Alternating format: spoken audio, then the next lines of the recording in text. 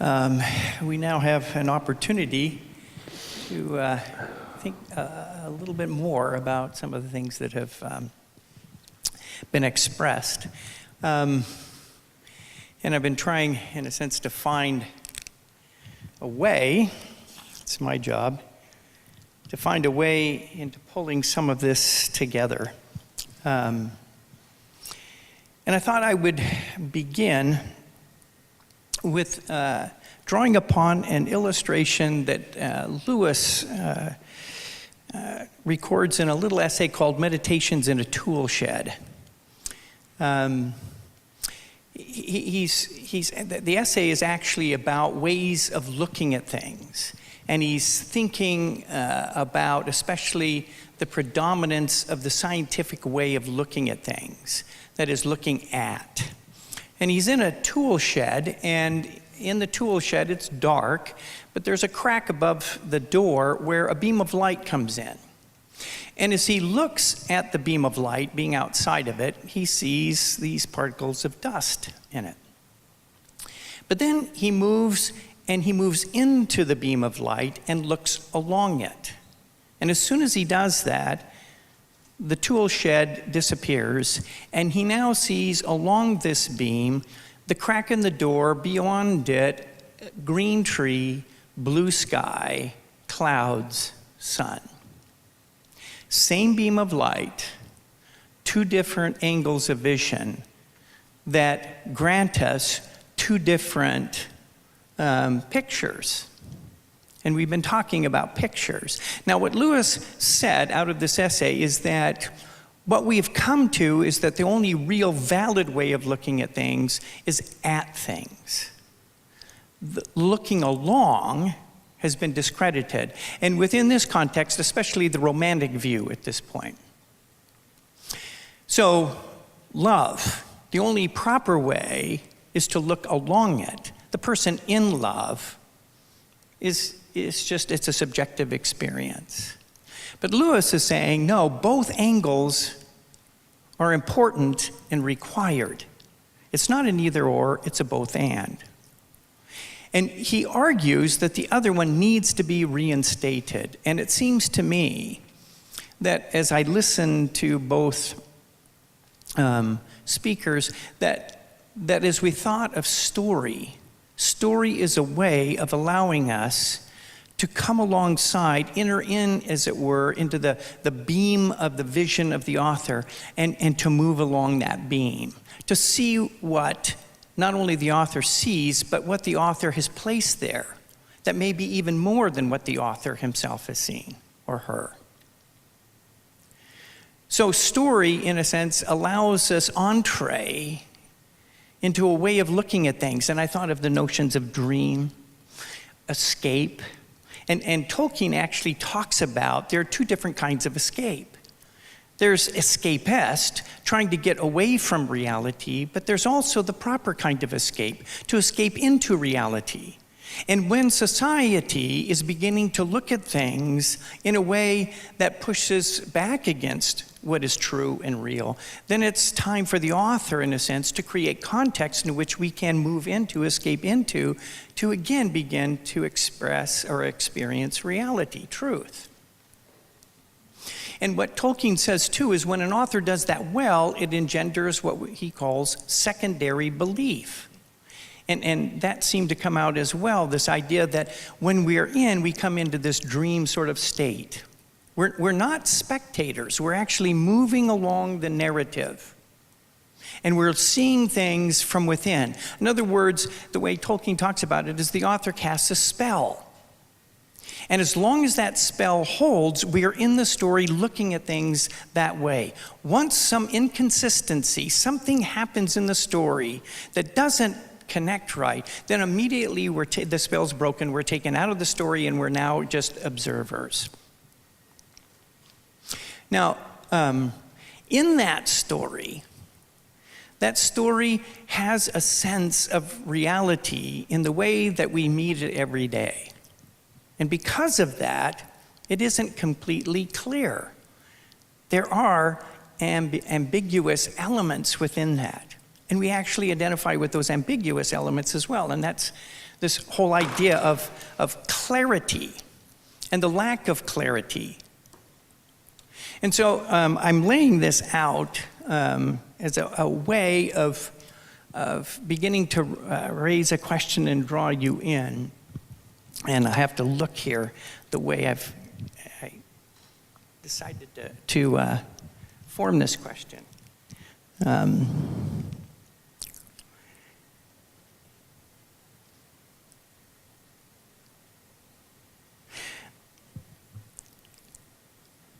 What you seem to be saying is that what authors do is provide a place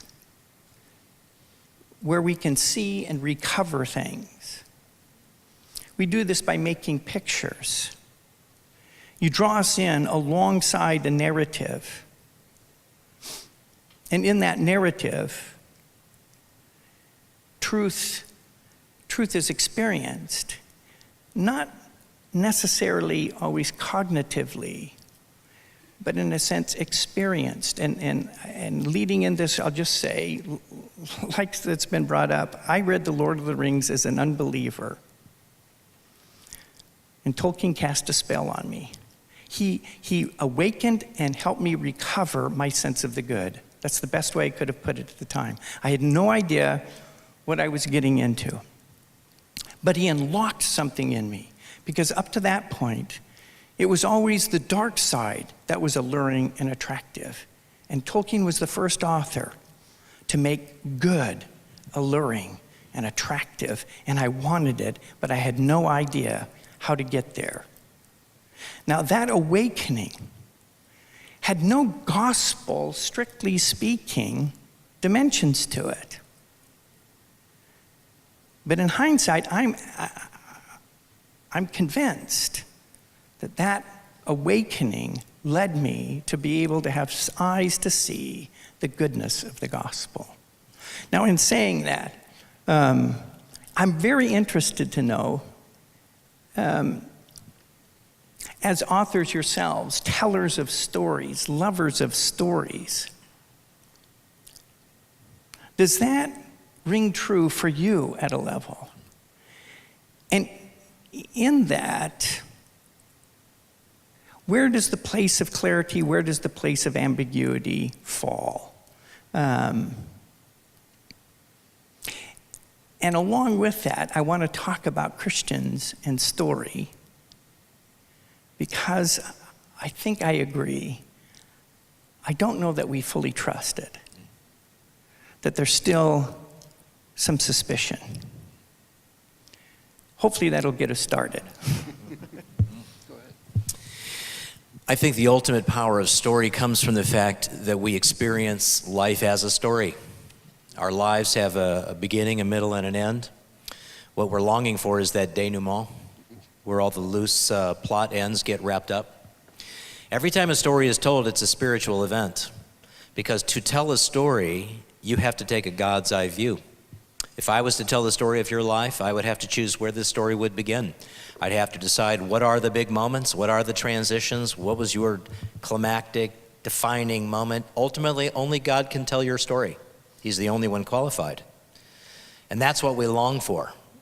In our lives, what we're living out is a bad story, because it's got all these plot elements that we don't understand. It's got characters that are boring and poor dialogue. So we don't know what it means, and I think that's what we're longing for. We want someone to tell us our story. I know the pieces. Somebody tell me my story. And I've always imagined that heaven is the place where I'm in my pajamas and I've got a cookie and a glass of milk, and God says, once upon a time. And he tells me what the story of my life was. And anytime a story is written, we're taking the role of God and giving meaning to somebody else's life or some events. And doing that is something everybody longs for, and I think that's what makes it inherently powerful. And you know, I loved what Ron said about a fiction not being an escape from, but an entering into. That's a very powerful idea. I think the longing for fiction and story comes from the fact that we know we're alone. And part of aloneness is, I only get to live one life, and that's not nearly enough. I want to experience more things. I don't want to just live in California. I want to live in India and London, and I'm alone in my isolation. And stories, it's like being able to walk into a costume shop and I try on all these outfits. I can be a pirate, I can be a pilot, I can be an astronaut. I can try these on and actually live out those roles, and I live different lives. Right. And it's your desire to enter into all those parts of the world, I think, that makes story attractive. I was thinking in terms of, I was teaching at Stanford for a while, and one of my students, a very nice kid, turned in a story where he gets on the bus, sees this girl he really likes, and then the conversation goes on for just a little bit, and then he says, "Have you accepted Jesus Christ as your Lord and Savior?" And it just becomes deadly from that point on. You have to have so much preparation. I mean, it would be a good story eventually, but you have to know all the background. And that's why I think inserting Christianity into your fiction is sometimes a bad idea. What I always say is that as being a Christian, it's going to be automatically in my writing because of the stories I choose to tell and the way I choose to tell them. But I'm not overtly saying I want to convert masses. It's a completely different thing than proselytizing. And the irony in that we don't get is that what Ron is describing is a far more powerful approach. Right. Because he's tapping into the inherent power of the puzzle of story. Mm-hmm. We make things more obvious and take the power away from them. Right. Because exactly. as you said, Chris, we lose the dramatic effect. If you're telling a story and it's true to life, it has the same cognitive complexity, the same mystery, moral ambiguity. If it has those elements, it rings true. It creates the dramatic effect, and I'm in the story. Mm-hmm. And that's when you can actually move people through their imaginations. Once you give somebody a speech, once they do special pleading, I've lost their dramatic effect. That's not how life works. Yeah. You're out of there. It's hard for Christians to understand that storytelling isn't a Christian art. It's a human art, and it's as ancient as human beings. Some scholars argue that the human mind is actually structured for story. It's how we think, and it's how we communicate. So there are rules that come with storytelling, and you don't get to break them. And as Christians, we think we get to break them because we have a story to tell. We have something important to say, and I'm sorry, even though we have truth on our side and a story to tell, we don't get to break the rules. I was reading Dr. Sleep by Stephen King. It's a sequel to The Shining. And about halfway through, I thought, Steve, you're a nice guy. You write a great story, but somehow I don't think you're a Christian. There's no residue of faith in his work, I don't think. He says in an interview afterwards, when he set out to write Dr. Sleep, he just wanted to write a kick-ass story. And I think he's really good at that. But there's something unsavory in his fiction. Yeah, it's interesting when Tolkien was asked to say something about himself. He says, there's really only two things you need to know about me. I'm a Christian and a hobbit in all but size. But what he says about Christian is he says, which you can tell from my writing, and a Roman Catholic, which you might not be able to perceive. From Tolkien's perspective, only a Christian could write what he wrote in the way that he wrote it. Now again, because of biblical illiteracy at the time, many, they don't see the resonance anymore. And in fact, that's why in many literature programs now, there are classes on the Bible, otherwise they don't get so much of the references that you have throughout literature. The other thing you touch on, it seems to me, is again, to come back to Tolkien, the notion of subcreation. You talked about the responsibility of a writer and to play by the rules and to create as God created, and a true reflection of that. I'm wondering if there's, if you're familiar with that concept of God as primary creator, us as sub-creators. In fact, when I wrote Mariette and Ecstasy, each section begins with God's eye view of the world, usually located in nature, but mosquitoes as well and all that stuff. And then I center in on the human beings and the plot is generated, and then I go back again at another section and do the outside. So I want to have a sense of macrocosm, is that right? Macrocosm? And move into the more micro view to give the readers clues that this is my idea of what God looks at us with. And I think too many readers have the sense of God as judge, not God as merciful. And I think what fiction writers are supposed to do is not judge their characters, but be merciful toward them. Yeah, and I think that's a terrific thing and something that we sometimes fail to do in the creation of our characters as Christians. Our villains are too villainous and our protagonists are too good. And I think what the world senses is there is a kind of moral ambiguity out there, and as a writer, you're going to have to get into that. If your evil character, if you want to call him that, your villain, if you can't take them to the point where you can actually understand why they would do what they would do, where it actually starts to make sense, you just got a superficial character. It's a cartoon character. And we've got to find the vulnerabilities in your protagonist as well. One of my concerns is we don't trust the imagination. Christians have a strong distrust of the imagination. We're very modernist still because we have a belief in objective truth and a message that we want to communicate. So we don't trust emotions and we don't trust the imagination, and this is why we disconnect with so much of the world, because it's a highly imaginative world. I think as a response to religious liberalism from the beginning of the 20th century, there's been such a desire among conservative Christians to emphasize the truth of the Bible that we have gone towards clarity, and imagination just gets you off track. It's just, so what we've lost touch with is the gospel as myth. We fail to distinguish the mythic from the mythological. The Bible, the Gospels, are true myth. Right. Just because something is mythic, that doesn't mean it's not true or that it's not historical. So we're ashamed to even say that it's myth, but it is. It's deep myth, and some have said it's the truest story ever told. It's why you hear stories of missionaries who show up on distant islands in the South Pacific, communicate the gospel, and people say, we've been waiting to hear this. We've been ready to hear this message. How is that even possible? Because it actually is written on the human heart. We're actually wired to hear this. It's a deep myth, and a myth is something that resonates with you at a profoundly deep level, maybe even a subconscious level. And that's what Tolkien, I think, really tapped into. Well, and Lewis would have said the same, G.K. Chesterton. One of the things that came out, I think, Ron, you'd mentioned this idea that stories give us access into things. And I'm curious, as writers, when you come to stories, are there certain things that you hope your stories give people access to?